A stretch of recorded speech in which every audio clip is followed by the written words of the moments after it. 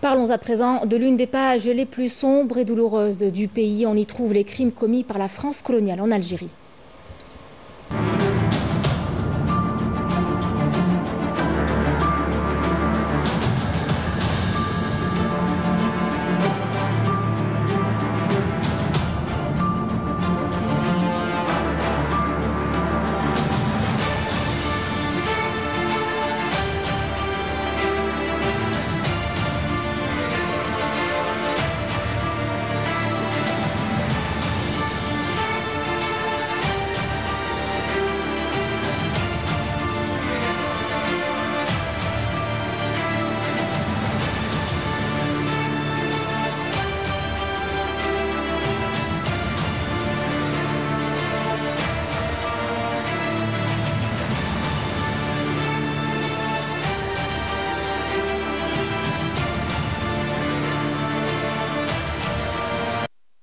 L'un des crimes les plus graves reste le lancement des essais nucléaires il y a 65 ans.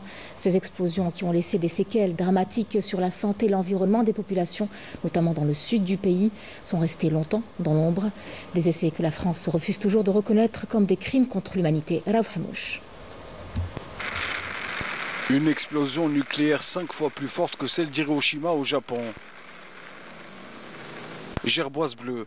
Une opération tristement célèbre pour laquelle plus d'une centaine d'Algériens ont été sacrifiés. 65 ans après, ce crime demeure toujours impuni. Alors que les populations souffrent encore des effets de la radioactivité, sachant qu'un grain de sable retient les radiations pendant 24 000 ans. Le 13 février 1960, l'armée coloniale française fait exploser sa première bombe nucléaire à Rguen, dans le Sahara algérien.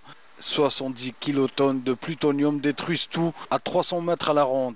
En tout, la France a procédé à l'explosion de 17 bombes atomiques, témoignant des procédés barbares du colonisateur français. Le désert algérien a été utilisé comme terrain d'expérimentation et les populations comme de véritables cobayes. Les conséquences désastreuses des radiations sont visibles jusqu'à aujourd'hui. Différents types de cancers, stérilité, malformations congénitales, avec un risque accru d'une transmission aux générations futures, résultant d'une exposition à rayonnement radioactif. À ce jour, la France persiste dans son refus de remettre les archives, ainsi que les cartes topographiques des lieux d'enfouissement des déchets nucléaires et celles de la délimitation des zones contaminées pour éviter de nouvelles victimes, et s'obstine jusqu'à aujourd'hui à ne pas assumer sa responsabilité morale et juridique. Juste après ce journal, vous pourrez suivre sur Canal Algérie un extrait de la série Les Martyrs de la guillotine. Un regard sur tous ces crimes coloniaux et le lourd héritage de ces injustices qui ont marqué l'histoire. Un témoignage poignant sur la résistance algérienne.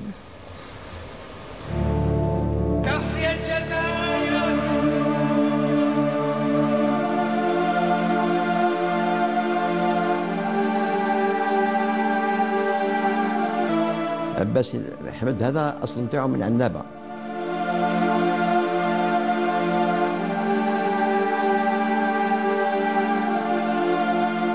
بيان فورمي، عامل دي موستاش يخوفوا.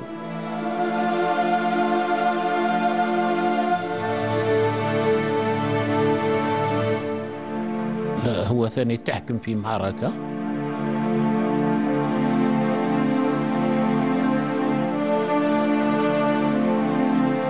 إنسان ملادرة وإنسان وطني وإنسان عنده شجاعة كبيرة.